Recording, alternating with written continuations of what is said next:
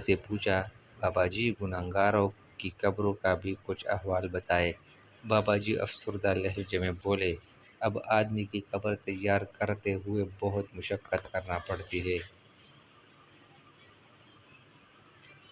قبر کی مٹی سخت ہوتی ہے تو کئی پتھر قبر کی تیاری میں رکاوٹ بن جاتے ہیں۔ آج کل قبروں کی کھدائی کے دوران سانپ بچھو کا نکل آنا عام سی بات ہو گئی ہے۔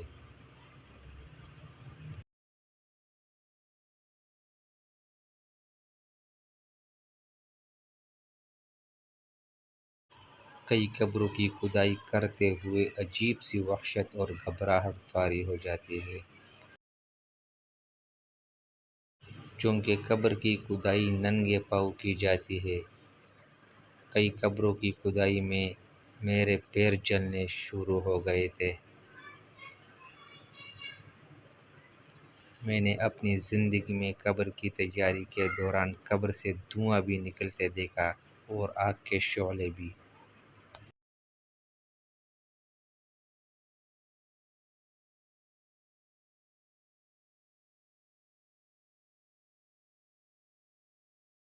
کئی قبروں میں تدفین کے بعد قبروں پر رات کو آگ جلتی بھی دیکھی ہے اور کچھ قبروں سے چیخ و پکار بھی سن چکا ہوں۔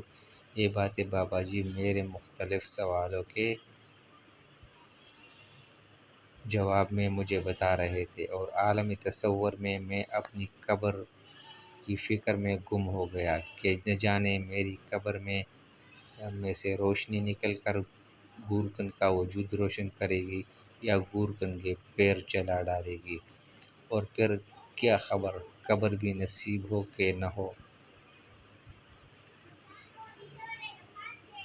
یہ میری آپ کی فانی زندگی کی حقیقت ہے جو میں آپ کی خدمت میں عرض کر رہا ہوں۔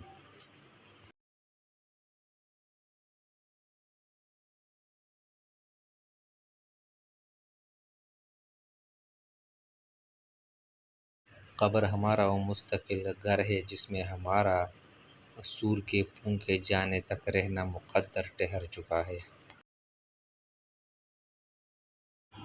کبھی کبھی اپنے دلوں کو موہ لینے والے عارضی گھروں کو کچھ دیر کے لیے فراموش کر کے قبرستان میں جہاں میں اور آپ اپنی مستقل رہائش اختیار کرنے والے ہیں، جا کر ان کے مکینوں کی رہائش گاہوں کو بھی دیکھ کر آیا کریں تاکہ اپنی رہائش گاہ کے پلاٹ کا بھی اندازہ ہو اور اس میں اپنی رہائش کے لیے خیال اور تصور میں تانے بانے بھی بنتے رہا کریں۔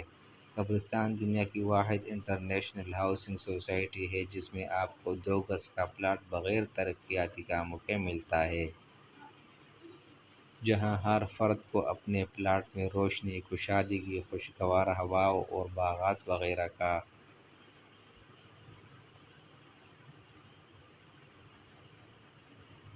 انتظام پہلے سے خود کر کے آنا پڑتا ہے۔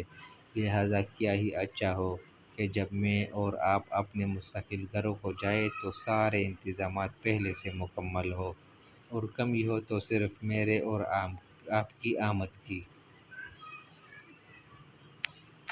اللہ تعالی ہم سب کو اس آنے والی منزل کو نہایت آسان بنائے۔